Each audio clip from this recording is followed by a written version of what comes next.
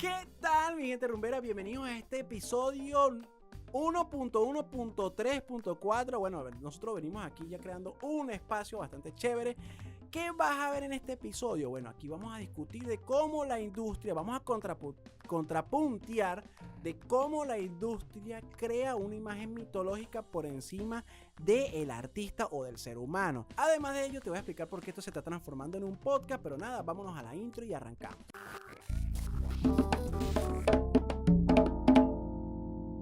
Ahora sí, señores, ¿qué tal, mi gente rumbera? Bienvenidos a su podcast, el Helderes Music Podcast, el único podcast salsero donde hablamos con natural, sin pelitos en la lengua, de manera que le duela a quien le duela y al que no le duela, bueno, bienvenido, ya sabes. ¿Por qué no estamos hablando de un podcast?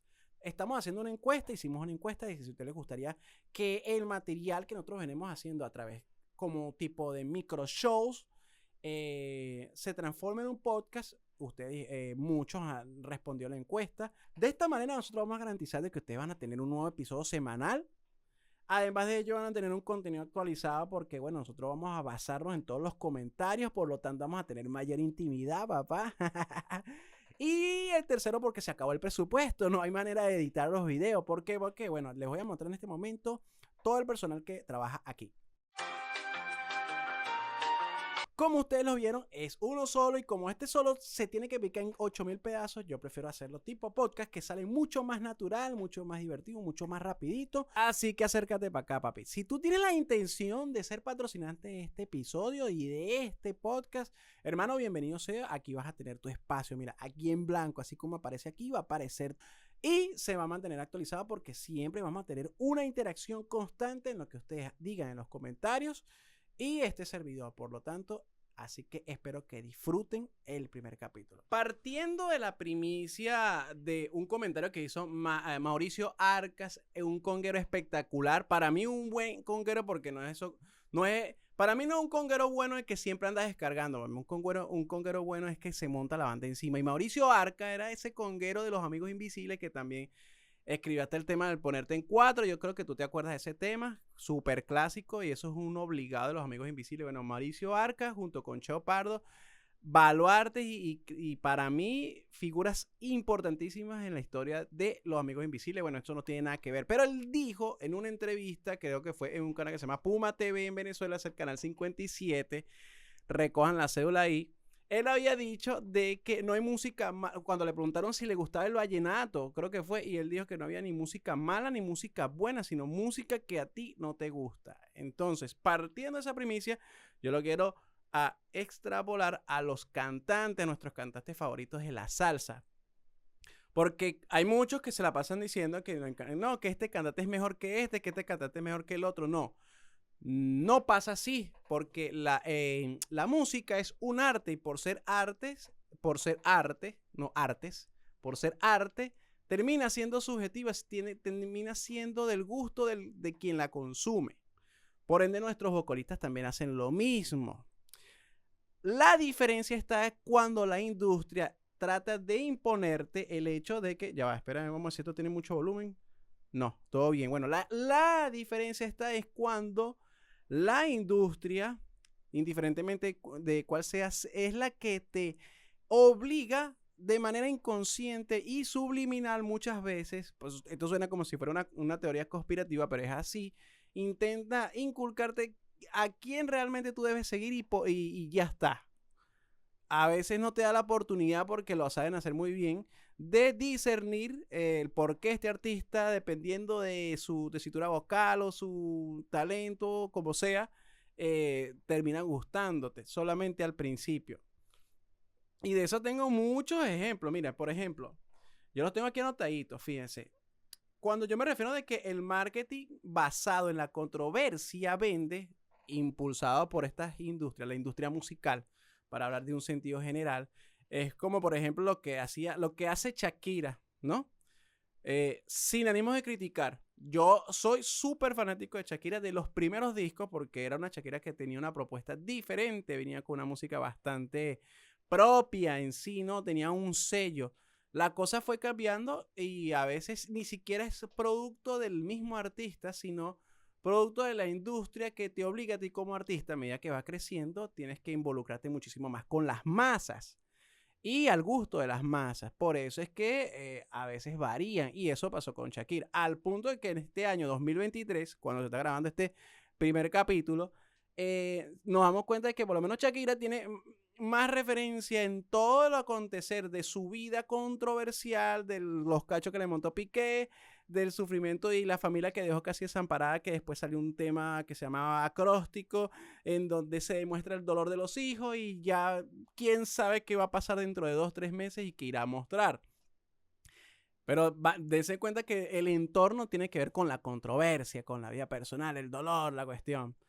Otro ejemplo bastante absurdo por demás, y esto me sabe me sabe a mierda lo que sea, bueno, disculpan la palabra, me sabe a casabe, pues. Sí, esto suena bastante contundente, pero bueno, vamos a poner un ejemplo tan asqueroso como es el caso de un supuesto artista que se llama Anuel AA, y que también expresó su vida amorosa que llevaba con Karol G. Después de Karol G vino, fíjense que se montaron cachos. Resulta que después que se montaron cachos salió Yailin, la más viral. Después ya demostró a través de otras canciones que el tipo le pegaba. Y después se dio cuenta que salió otro 69 que terminó dándole, no sé, vale, terminó empatándose con Yailin. Entonces y por ahí se fueron los tiros. Dense en cuenta en que todo este entorno musical, que bueno, disculpen por haber dicho música, pero todo este entorno de estos artistas pues termina basándose más en la controversia y en la vida personal de ellos que en la misma música. Y muchos de los seguidores actualmente, la gente que lo sigue por TikTok, por Instagram, está más basado y está más interesado en lo que pasa con ellos personalmente, que te apuesto que ni el 90% sabe de cuáles son sus canciones más pegadas. Y ni siquiera nadie lo sabe. Entonces, ahí es donde está el detalle. ¿Qué es lo que pasa? Que, bueno, a razón de ello, genera mucho más dinero la parte controversial, y es por eso que sus conciertos se llenan, porque tú no estás pendiente tanto de la música, sino lo que diga dentro de ese concierto. Entonces, date cuenta por ahí cómo la industria se encarga de inculcarte. Estos son los artistas del momento. Esto no es una historia nueva. Lo que quiero decir es que estos son ejemplos, ¿no?, actuales de la música, lo que se puede, la música urbana, la música que está ahorita en tendencia, ¿no? O los artistas que están en tendencia, los artistas musicales que están en tendencia. Entonces, pero esto está impulsado por la misma industria. Y esto vende. Y esto no es esto es una historia vieja. Si nosotros llevamos esta estrategia controversial a la salsa, nos podemos dar cuenta en el ejemplo más característico, que es el que, bueno, el que llevamos a colación a razón del video que yo lancé por Instagram, ¿no?, donde hice referencia de que Héctor Lavoe, ¿no?, que es la figura más representativa dentro de la historia musical o de la historia que conocemos como salsa, se debe muchísimo más la mitología, o sea, la historia mitológica de Héctor Lavoe está muy por encima.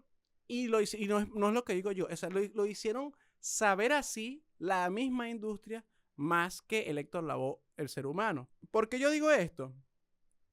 Porque la gente se identifica muchísimo más con ese ser mitológico y casi una deidad de lo que fue Héctor Lavoe que la parte humana.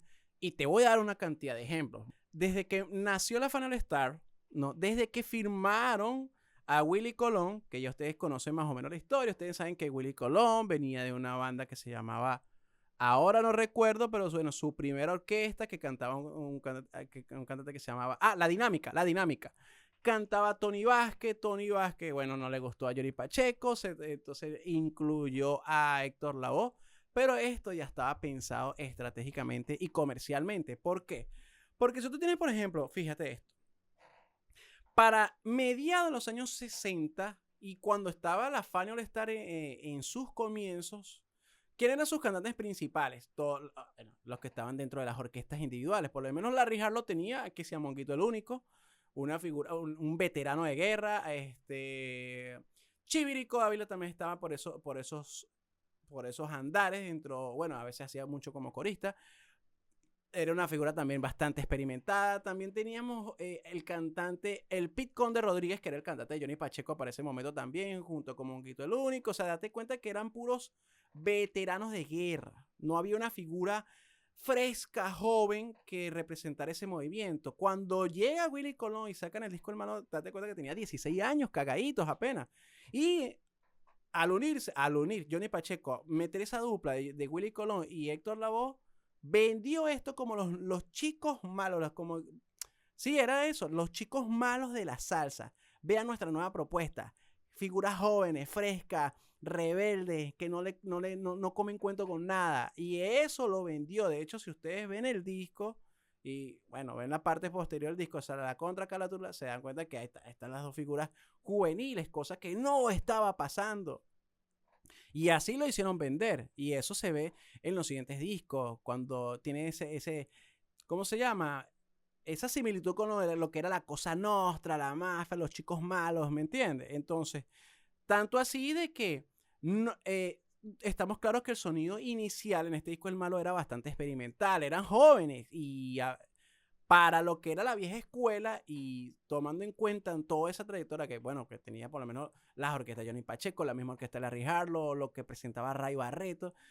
Estoy hablando solamente dentro del sello disquero de la Fania en este inicio, ¿no? Nos damos cuenta de que no había, o sea, no había punto de comparación. Era una orquesta que era mala, o sea, si nos ponemos a comparar. No estoy diciendo que era malo solamente por una opinión sumamente envidiosa como muchos ignorantes quieren hacer ver en los comentarios a veces y que son 2, 3 pendejos que a veces están escribiendo los comentarios y quieren decir, no, que tú eres un envidioso. Yo no tengo nada que enviarle a nadie, primero porque yo no tengo la fama. Y segundo, porque yo simplemente estoy opinando basado en mi pasión por la música y por los datos históricos que están ahí. Yo simplemente utilizo la data, la analizo, la consigo discernir y digo mi opinión sin problema porque la música no se hace solamente, o sea, por lo menos el tema salsero no solamente se tiene que discutir para llegar al consenso. No, se puede armar el contrapoteo y el debate y no pasa absolutamente nada. Volviendo al tema. Este disco era considerado malo, pero era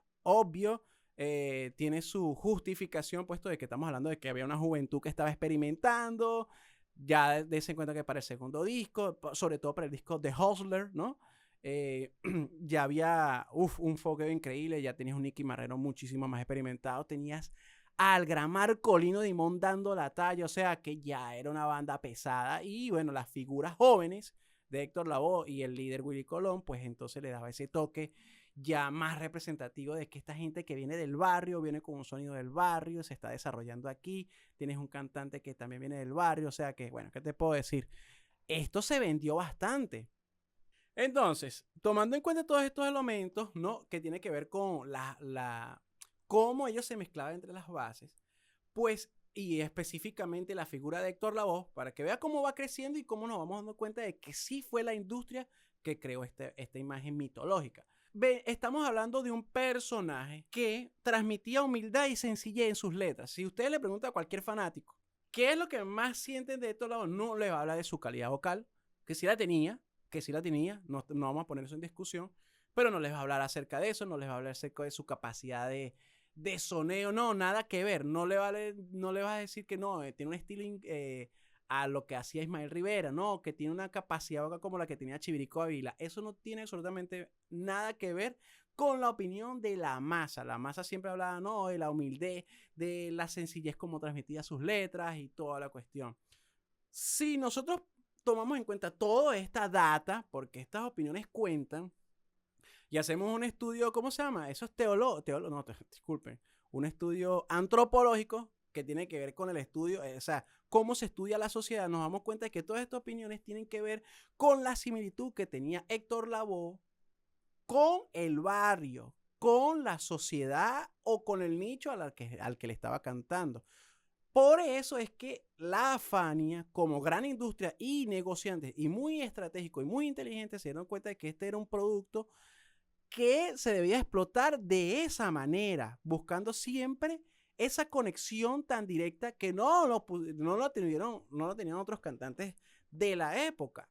Porque si tú te pones a hablar lo que transmitía Cheo Feliciano, hablando aquí ya de emociones, ¿no? Cheo Feliciano transmitía mucho sentimiento, a pesar de que también hablaba del barrio, siempre transmitía ese sentimiento que era más como un storytelling, era un poquito más general.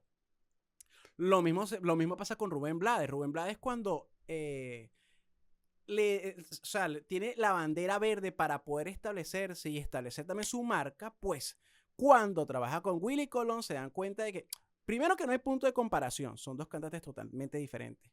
Y mucha gente intenta comparar, ¿no? Que Héctor Lavoe y Rubén Blades, cualquier tipo de comparación, no tiene comparación porque Rubén Blades era el storytelling por excelencia, era el storyteller por excelencia, el cuento. Y él siempre lo ha dicho en sus entrevistas, de que siempre hay que buscar la manera de que tu historia sea en un ámbito general, o sea, un ámbito más global, porque si tú cuentas una historia muy personal, pues entonces no perdura en el tiempo. Claro, no sé con qué intención lo dijo. Bueno, sí, ya sé con qué intención lo dijo. ¿Por qué? Porque de ahí es donde sale esa salsa conciencia, ¿no? Esa salsa en que no solamente te dedicas a bailarla, sino que también te dedicas a sentarte y a escucharla y analizarla. Entonces, eso era a través de un storyteller que era Rubén Blades. ¿Por qué Héctor Lavoe no transmitía este tipo? Porque era otro tipo de variante. Era un personaje que, como lo dijo, mira, fíjense, esto lo saqué yo de un blog que se llama Acángana. Acángana es un blog donde el pana, ya te voy a decir, el pana que escribe en Acángana, o sea, por lo menos lo que tengo, lo que me hace entender es que se llama Juan Ignacio Cortiñas. Él vive actualmente en Holanda, él es caraqueño, periodista y muy apasionado sobre la salsa. Él dice esto y yo quiero, bueno, enunciarlo textualmente. Él dice que Héctor viene de un lugar común que fue, y que además fue uno de los pocos cantantes de su generación capaz de transpirar la cotidianidad del barrio en cada uno de sus soneos. Representó como pocos a ese arrabal, a ese gueto latino que trataba de no ahogarse en la ciudad de Nueva York, ese gueto que por extensión terminó siendo muy similar a los barrios marginales de cualquier ciudad grande del Caribe. Aquí está la palabra clave, que Héctor Lavoe, a través de sus soneos, de manera muy natural, se expresaba como se pudiese expresar Pablito Pérez del bloque 3 de la casa y de la vereda número 5. ¿Sí me explico? Era la expresión del barrio. O sea, ese sonero, que no era Héctor Lavoe, también sí lo ponían a sonar y lo iba a hacer con tal naturalidad que expresaba simplemente lo que él sentía y cómo se sentía. Así lo hacía Héctor Lavoe. Y entonces cuando tú consigues tener esa similitud o cuando tú consigues conectar así con ese público, pues lo tienes, ya la ganaste, ¿ves? Aquí no entra en discusión su capacidad vocal, aquí no entra su registro, absolutamente nada que ver. Y eso es lo que mira, es que yo me atrevo a decir que el 90% de toda su fanaticada de Héctor Lavoe, o sea, la fanaticada gruesa, la que no cree nada, la que es capaz de entrarse a coñazos si es posible, bueno, esa fanaticada se identifica más con ese Héctor Lavoe, muchísimo más que con el Héctor Lavoe técnico, ¿ok? Y esa identificación tiene que ver muchísimo con esto que también dijo Rubén Blades en una entrevista que le hizo El Chombo. Dice que las canciones se hacen memorables por la asociación que tiene a fechas y eventos específicos en la vida nuestra. Yo le anexé y en la vida del colectivo. ¿Ves? Esto es lo que pasó y todavía pasa con el mito de Héctor Lavoe, que esta clase social que todavía existe en cualquier parte, en cualquier barrio del Caribe, todas estas letras ocurren en eventos específicos que aún se mantienen vigentes. Ahora, ¿por qué es que yo digo mito? Te lo voy a poner con fechas. Desde el año 75 al año 80. 5 años costó, fue suficiente como para que se desarrollara aquello del mito, se desarrollara, porque después se afianzó, pero vamos por partes, ¿ok? El año 75, el primer disco de Héctor Lavoe, el disco La Voz. Este disco se desarrolló a través de una controversia. ¿Cuál fue? Que Willy Colón estaba ya cansado de todos los vicios que cargaba el cantante de los cantantes a razón de, bueno, cualquier cantidad de estrés, cualquier cantidad de explotación por parte del sello Fania. Y él decidió, yo no quiero más este pana irresponsable. Esa era su vida personal. Sí, era irresponsable. No tiene nada que ver con su talento musical ni con su carrera artística. Y yo no estoy haciendo ningún comentario que esté fuera de lugar. Eso se sabe, ¿no? Las cosas como son. Tenía cierta irresponsabilidad, no llegaba a los toques, no llegaba a los ensayos, no grababa. Él decidió apartarse como banda. Le dejo la banda y mi trabajo como productor musical. Esto, en vez de sonar las alarmas a Johnny Pacheco y a Jerry Masucci, En vez de sonarle las alarmas y darse cuenta, coño, ¿qué está pasando con este pana? No, ellos vieron una oportunidad, vieron un producto que era vital y que, bueno, que era vital dentro de esta dupla o esta orquesta. Y ahora que está solo, bueno, no nos queda más nada sino lanzarlos como solista. Vieron la parte monetaria. No está mal, es obvio, tú tienes que velar por tu negocio, pero tienes que también darte cuenta en qué entorno estás girando, ¿no? Te estás dando cuenta que está un Héctor Lavoe que está dañado, o sea, está golpeado. Hay unas fisuras ahí que hay que reparar. No, para adelante. Bajo este contexto es que nace el disco de La Voz. Buenísimo por demás. Yo digo que infortunadamente exitoso, porque esto le trajo consigo una carga de trabajo y bueno, y un nivel de explotación muchísimo mayor de Héctor Lavoe. ¿Por qué? Porque ahí alcanzó un punto de inflexión bastante alto, porque después del año 76, que viene el segundo disco, que ustedes saben cuál es el que les estoy hablando, el que tiene la carátula más icónica. Es como cuando las carátulas, por ejemplo, cuando tú ves esas franelas donde tiene la cara de Che Guevara, tú sabes qué foto te imaginas. O por lo menos cuando te imaginas, no sé, bueno, a los que son más viejos, la foto de Carlos Gardel. Tú sabes qué foto te estás imaginando. De todas formas, yo se lo voy a poner aquí en pantalla para que lo vacilen. Así es tal cual esta carátula de icónica. Es la imagen más icónica que tiene todo el mundo de Héctor Lavoe. Y la imagen más imitada, la de este disco. Pero si tú te das cuenta, aquí tú notas en este disco, si tú lo estudias más a profundidad, te das cuenta de que en sus ojos hay una mirada cansada. Y aquí es donde yo digo que esto trajo un infortunado éxito, porque date cuenta de que aquí tenemos a un Héctor Lavoe que tenía 3 shows diarios, 7 días a la semana, al punto que ya el pana no aguantaba más. Y fíjate que estas historias son bastante conocidas porque muchas entrevistas, no estoy muy seguro, pero creo que Ismael Miranda expresó que Héctor Lavoe a veces tenían que guindarlo de boca abajo, o sea, boca arriba, o sea, de cabeza, me imagino para que le llegara sangre al cerebro, no sé, para que se oxigenara un poco y lo metían en cubas con hielo. O sea, había un nivel de explotación del ser humano porque date cuenta que la figura mítica estaba creciendo. Tenemos a este personaje que se identifica todavía más con el barrio. Tenemos a este personaje que ahora por sí solo es el chico malo de la película. Pero esta es la parte mitológica. Pero la parte humana la estaban dejando de lado y estaba cada vez más pequeñita. Y esto es producto de las intenciones de monetizar muchísimo más de la industria. Esto en el 76, ahora sí no, y de aquí, bueno, hasta el punto que ya no pudo más y tuvo que ser internado, ya era inevitable, y lo internaron. 2 años internado. En el 78 fue que salió el disco Comedia, el grandioso disco Comedia. Digo grandioso porque fue el comeback de Héctor Lavoe, donde, bueno, ya ustedes conocen la historia de que Rubén Blades le cede los derechos para cantar el tema, escrito por Rubén Blades, perdón, no sé qué dije. Le cede los derechos a Héctor Lavoe para que cante el tema a petición de, bueno, de la Fania, Willy Colón, en fin, de esa administración, debido a que, bueno, que coño, necesitaban un tema que el pana pudiera regresar con todos los hierros, o sea, un comeback increíble. Sí, un tema de 10 minutos aproximadamente, espectacular, todo bien arreglado, pero la gente cree que fue cedido, o sea, mucha gente se cree el cuento de que Rubén Blades se lo cedió porque, bueno, porque es que este era un cantante espectacular, que este era el tema que le quedaba bien a él, y no a mí. O sea, imagínate que soy Rubén Blades y no me queda bien a mí, no sé qué cuentos se metieron, pero la historia verdadera es que el pana necesitaba un tema y realmente no le quedaba bien a Rubén Blades, no porque no pudiera cantar o no tuviera la capacidad vocal, sino porque era un tema que describía la parte, no vamos a hablar de la parte humana, sino la parte controversial de este cantante, de Héctor Lavoe.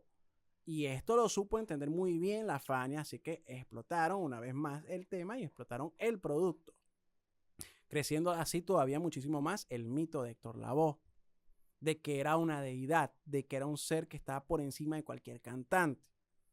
Pero es que esta era la imagen que se tenía que vender y fue bastante monetizada. Así fueron 5 años hasta los años 80. Ustedes ya después ya saben, yo no sé qué karma realmente tenía Héctor Lavoe, que bueno, fíjense, bueno, en un año murió el hijo, la suegra, el papá, el hombre se le quemó la casa, se tuvo que lanzar a un edificio, después se enteró que tenía SIDA, o sea, en fin, un desastre total.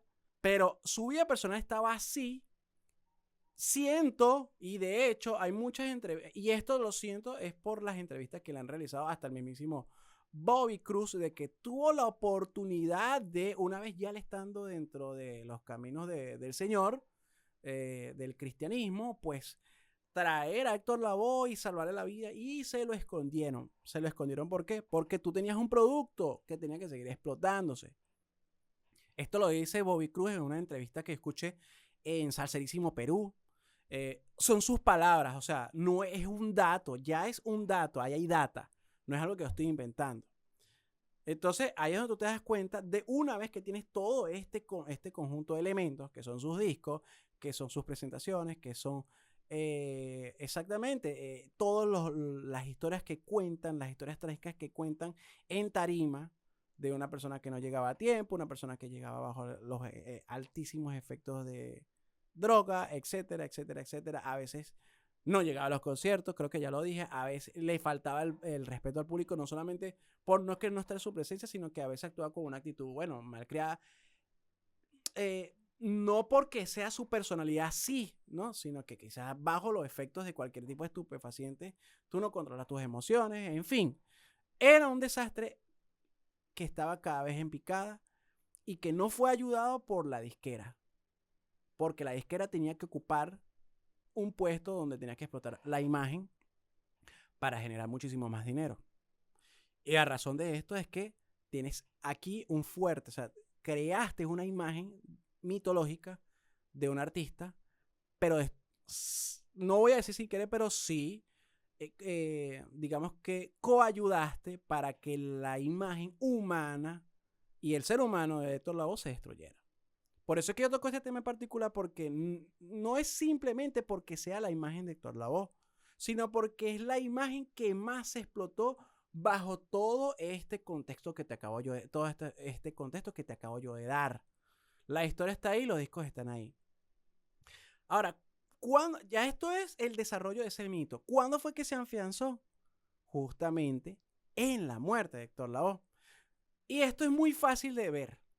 Vean la data. No escuchen mis comentarios solamente. Vean la data. Dese en cuenta lo siguiente. En YouTube actualmente, o sea, yo tengo ya casi 40 años de edad.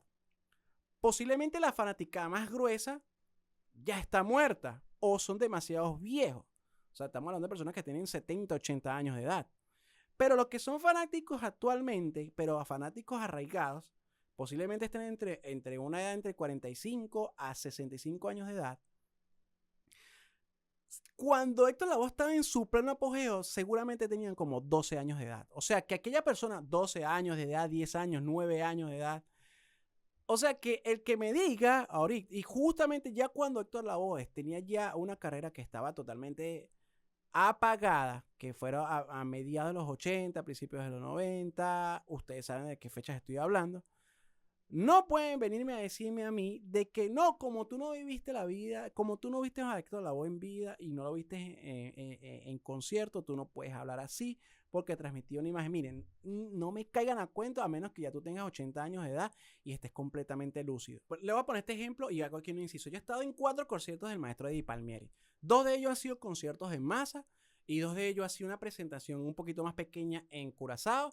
Y otra que fue cuando, creo que fue en las Torres de Can TV o en el Teresa Carreño, que fue un evento bastante más privado, porque era más que todo un homenaje. Él se montó ahí justamente en el piano. Yo le voy a mostrar ciertas imágenes para que ustedes vacilen dónde fue. No les voy a poner el audio para evitar copyright. Bueno, yo estuve en esas 4 presentaciones. En los conciertos que estuve en masa, tenía yo 17, 18 años de edad, 20 y pico por ahí. Me di cuenta de que muchas personas estaban vacilándose más la rumba que la presencia del maestro Eddie Palmieri. ¿Por qué? Porque había mucha gente que estaba quizás bailando, que está bien. Había gente que estaba completamente borracho, que también está bien porque cada quien se disfruta su rumba como le dé la gana. Pero es para que ustedes se den cuenta que cuando está en el momento presente, la historia te pasa así y tú ni siquiera te estás dando cuenta. Y posiblemente muchas personas que estuvieron en el concierto del Cheetah, a pesar de que tenían a un Ray Barretto ahí presente, no sabían de la magnitud de ese líder musical, sino hasta muchísimos años después, o inclusive hasta después de su muerte. Entonces tú no puedes hablar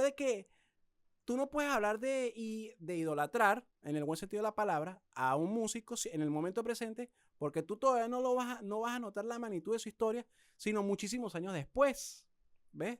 Entonces, cuando pasa esto con Héctor Lavoe, que alguien viene de 50 años, 55 años, y me dice, no, es que tú no lo viste. Entonces, tú tienes 55 años de edad. O sea, que tú me vas a decir que tú a los 5 años de edad estuviste en un concierto de Héctor Lavoe. Mentira. En los últimos conciertos los tuviste. O sea, y ahí en esos conciertos fue que tú presenciaste la magnitud de ese gran cantante. Mentira. Porque este carajo tuvo un gran empuje y la gente que vivió la experiencia Héctor Lavoe, la experiencia de Willy Colón, eso era en los 70, hermano. O sea, son personas que ya están bastante, bueno, ya tienen más de 70 años, 80 años. Entonces, son los únicos que pueden quizás dar cierta opinión, pero sí tuviste en ese momento la percepción de musical y disfrutaste el hecho. Ahora, si tú estuviste bebiendo caña, bailando, la historia te pasó y tú ni cuentas te diste. Entonces, eso digamos que no es un fundamento concreto como para decir de que porque presenciaste a un músico en ese momento, entonces tienes todo el derecho de opinar de él. Porque si fuese así, entonces todos los profesores que dan clases de música clásica no podrían hablar de Vivaldi, no podrían hablar de Chopin, no podías hablar de Beethoven, no podías hablar de Mozart. ¿Por qué? A menos que tú tuvieras 200 años de edad y hubieses vivido directamente con ellos o en el entorno en el que ellos se desenvolvían, entonces no puedes hablar. Como para pensar, ¿no? Volviendo al grano, lo que quería tocar con esto es que este mito se afianzó fue justamente después de su muerte. Porque todo esto es muy fácil de mostrar cuando tú ves un video de su concierto, uno de sus conciertos más importantes, o bueno, no digamos más importante, pero que sí ha sido bastante promocionado, que fue el concierto que se realizó en África. Todo el mundo recuerda ese concierto.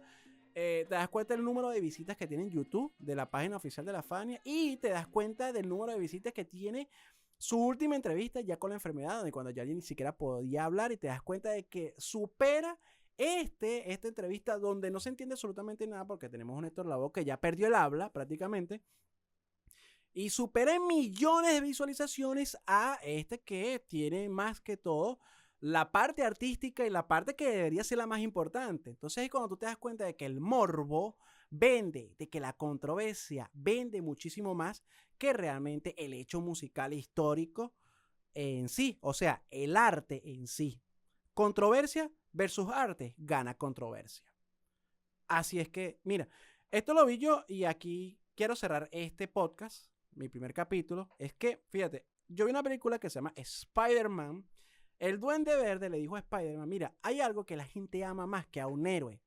Y es ver que un héroe cae y muere. O sea, un héroe muerto. Ahí le dejo ese detalle. Y con esta, compañero, bueno, yo me despido. Espero que haya disfrutado de este primer capítulo. Controversial de más, sí. Pero bueno, nada, para adelante. Aquí la idea es precisamente actualizarnos, dar nuestro punto de vista, ser un poquito más fluido, más natural todavía. Así que nada. Gracias por compartir. Este video se lo debo gracias a todo el apoyo de toda la gente que me sigue en Instagram. Aquí les dejo mis cuentas, la gente que me escribe constantemente y que a través de las encuestas les gusta este tipo de material. Nos vemos para la próxima. ¡Sa!